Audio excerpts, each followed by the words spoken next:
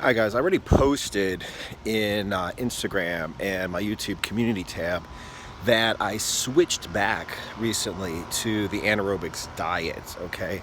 At least for a little bit. And I said I'd go ahead and do a video explaining why. So let's go ahead and do this. You see, I've talked about this before. I created the anaerobics diet when what I was doing is basically, well, the anaerobics workouts, okay? Back then, the anaerobics workout was just a whole bunch of high-intensity interval training, a bunch of plyometrics, okay? A bunch of burpee intervals, a bunch of jump rope intervals, basically working extremely hard for a short amount of time, taking a short break, and then working extremely hard again and repeating that, okay? I was like 40 pounds overweight, wanted to lose the weight real quick, and that was the best workout, and it still is an awesome workout. It got me extremely muscular because I got lean. Muscularity is basically how much muscle you have and how lean you are. That just, kept all my muscle, built up some more muscle, and got me very lean. And the diet that I created for that was basically intended to give me absolutely everything that I needed, okay?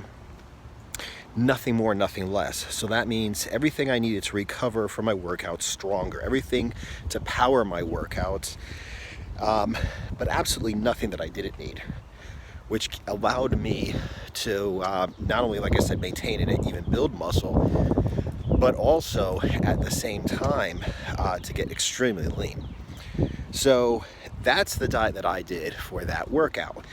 Then what I ended up doing was experimenting with some like zero carb diets, some real keto diets, okay? Because that was more like a targeted keto diet or a carb timing diet where you have carbs before and after your workout. And the rest of the time, you basically just had protein and fat, okay? So that worked great. After that, I got into the steak and eggs diet. After that, I got into some more keto type diets, okay, traditional keto type diets that had very little carbs. And it's kind of interesting because at the time, like I said, I was extremely lean. I had an incredible amount of anaerobic explosive power, but at the same time, the issue that I had is I was not particularly strong, and I was not particularly large, okay, in terms of growing muscle. So what I did is I started introducing calisthenics for the first time, okay?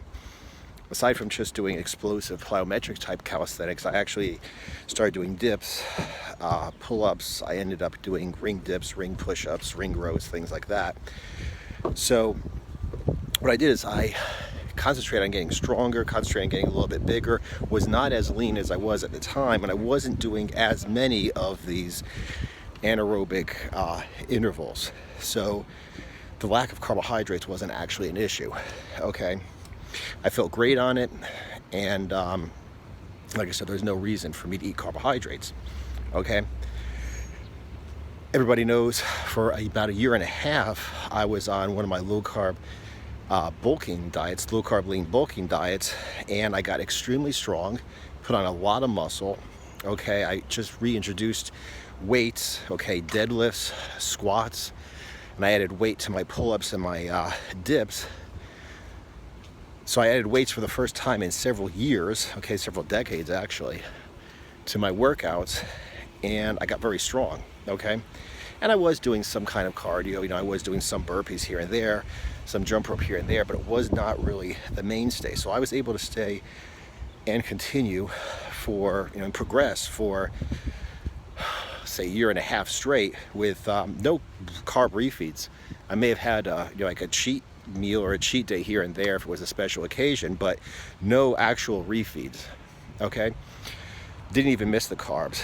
But now all of a sudden here I am, and I'm reintroducing carbs. And why? And I think that the best way to explain this is to talk about an Instagram post I saw quite recently from someone else. It was a woman in Instagram. She was like really in shape. She's one of those women who had like, huge, like I'm a guy throwing around some serious weight in the gym. And I have no idea how she gets her like thighs and her hips and everything as powerful as she does. So she's a girl like that, and she does a lot of weights, and she does a lot of like high intensity interval training. And what she was talking about is how she went over to keto for health reasons. You know, she had no problem with eating carbohydrates, but she would have like puffy eyes and things like that. So she went to keto, and all of that went away.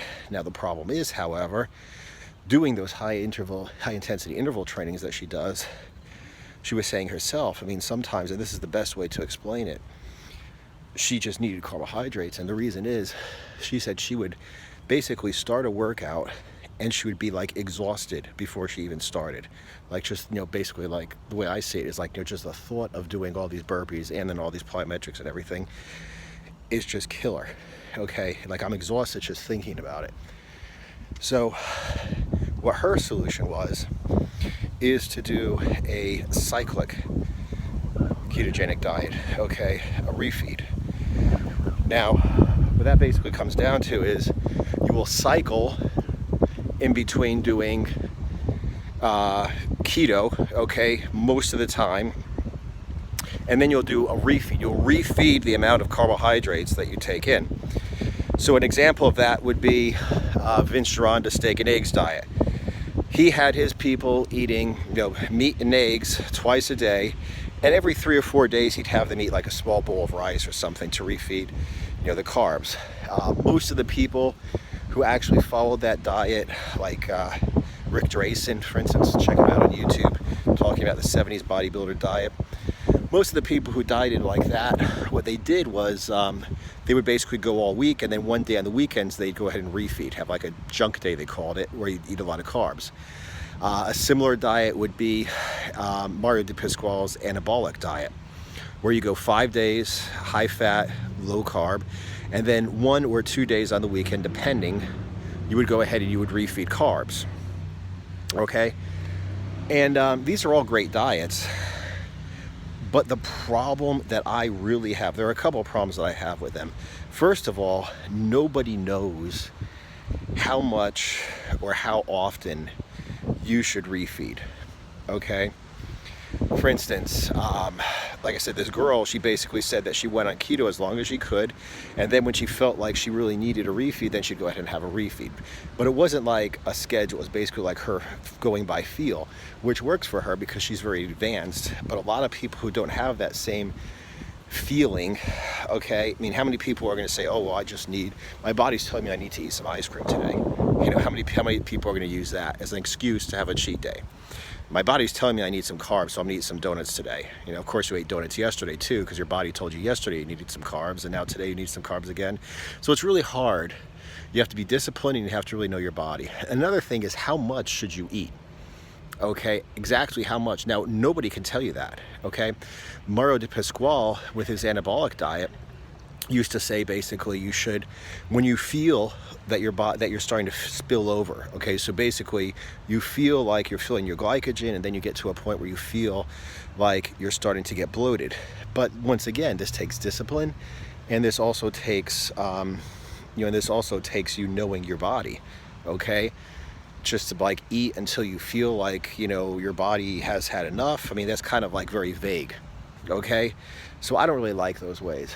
Another thing that I've had a problem with is I am a confessed, like I am a, you know, I'll admit that I'm a carb addict, a sugar addict, and it creates a, it creates a really unhealthy relationship to carbohydrates. You know, like for me to like say, okay, Saturday I'm gonna eat all the carbs I want and just look forward all week to the carbs, it helps me to adhere to the diet during the week. But what kind of a relationship am I creating with food where I'm like, oh yeah, Saturday I'm gonna eat all these donuts, I'm gonna eat all these chips, and I'm gonna eat all this pizza, I'm gonna eat all this and all this and all this and all this. You know, it's basically like, you know, looking forward to the weekend to do drugs or to do, you know, drink alcohol or something like that. Okay? And another issue that I have with cyclic ketogenic diets is if you take one day every week or every 2 weeks, or, you know, whatever, 2 days a week, whatever, and you refeed carbs, you're basically getting too many carbs in on that, on that one day, and then you're burning, so you're slowly having less and less. So in the beginning, when you do the refeed day, you have like too many carbs basically, and then afterwards you have fewer and fewer and fewer and not enough carbs. okay? Basically it's just like, when I was a kid, let's say, what what I would do when I was a kid, there was like the French paradox was a big deal. Like, how come the French eat like shit, but they're all healthy? They're not dying of heart disease. And then one of the solutions to the French paradox was red wine. Flavonoids in red wine keep you healthy. So it was like, drink a glass of wine every day. Now, I'm not using this to talk about wine or the health benefits or whatever. I'm just saying, imagine somebody were to say, okay, you're supposed to drink a glass of wine every day. So what he's going to do is every Saturday night, he's going to drink 7 glasses of wine in a row, okay, and get wasted. Now, like I said, first of all, you're drinking too much at once instead of drinking a glass every day. You're setting up like a really bad relationship to the wine. Like, hey, this weekend I'm going to get wasted, instead of just drinking a little bit of wine every day. If you have an alcohol problem, like I have a sugar addiction, okay, if you have an alcohol problem, that's going to become, just a drunk, you're just going to get drunk, wasted on that one day. So, like I said, those are all reasons, that's it's the same thing as if you just have carbs once a week. So what I do is, with my anaerobics diet 3.0, is when you do intense training, and like I said, this is only if you're doing intense training. I'm talking like, not like, I work out pretty intensely. I know you put a lot of effort into your squats and deadlifts. I'm sure you do. I did that for a year and I felt great on high fat, low carb.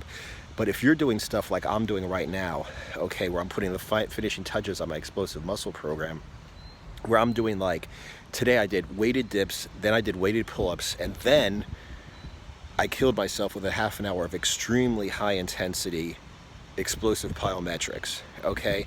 Like, all the work, the intense work that I did doing the dips and doing the pull-ups with extra weight was just like fucking a warm-up, like foreplay for me killing myself when I did the plyometrics, okay?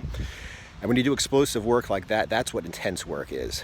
And when you do intense work like that, that's when you're going to need some carbs. So like I said, I take a measured amount of carbs depending upon how often I work out, depending upon, body weight, etc., before and after my workout.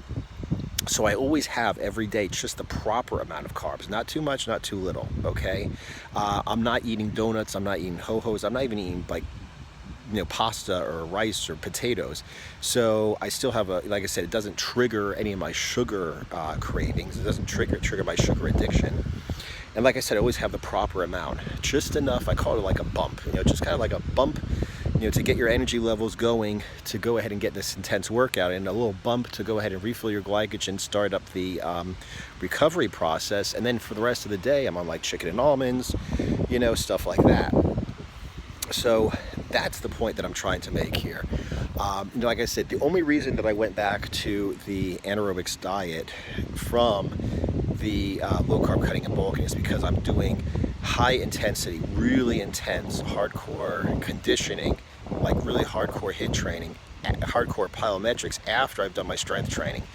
And like I said, when I do that, I just really need carbs. That's why I really do best on carbs. So for most of the people out there, by far, low-carb cutting and bulking is the best diet program ever, okay? You'll feel great on it. You'll be able to eat awesome foods. You'll be able to get strong. You'll raise your testosterone levels. Everything good is going to come. If you want to go ahead and switch over to the pure protein diet for a little bit, that's fine. To get really lean real quick, you could switch from one of the bulking diets to one of the cutting diets, back and forth, because they're all low carb, so it works great. But like I said, if you're somebody who's like a sprinter, especially a fighter, like a boxer who has to hit the mitts really hard for a few seconds and then circle, and then hit the hard for a few seconds and then circle, a sprinter, somebody like that, maybe CrossFit even, you might really want to try out my anaerobics diet 3.0, because like I said, most people will do great on low carb cutting and bulking, but the few people that just don't have the energy because of the energy system they're using in their training or in their competition, then you might want to try out the anaerobics diet 3.0. More about the anaerobics diet to come, full day of eating, etc. But just now I just wanted to explain why I'm switching and why I don't like cyclic ketogenic diets. Go ahead and check out the link in my description if you're watching this in Instagram, and if you're watching this in YouTube, the links are going to be below the video. Low carb cutting and bulking for most people, in the anaerobics diet 3.0 for those high intensity explosive athletes.